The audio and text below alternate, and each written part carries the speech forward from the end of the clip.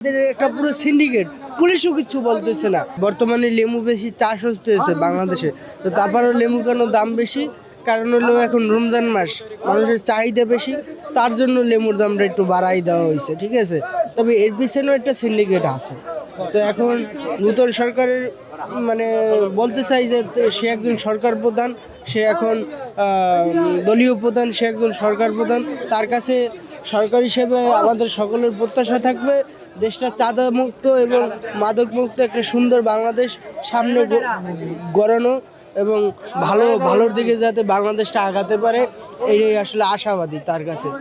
যেরকমের এই যে দেখেন, এই যে ঢাকা কারণ বাজার, ফার্মগেট, যেসব জায়গায় বলেন, এইসব জায়গায় কিন্তু মাদক উৎপাদন হচ্ছে বেশি। মানে এদের একটা পুরো সিন্ডিকেট, পুলিশও কিছু বলতেছে না। এই কথাটা আমি বলতেছি, অন্য একজন বলবে না, কারণ আমাকে হয়তো বা কিছু করতে পারে, কিন্তু কথাটা বাস্তব যে এই জায়গায় মাদক সাপ্লাই হচ্ছে, সকল জায়গায় মাদক ছড়িয়ে যাচ্ছে। অতএব নূতন সরকারের দায়িত্ব এইটা যে সঠিক পুলিশ নিয়োগ দেওয়া এবং মাদক মুক্ত বাংলাদেশ করা।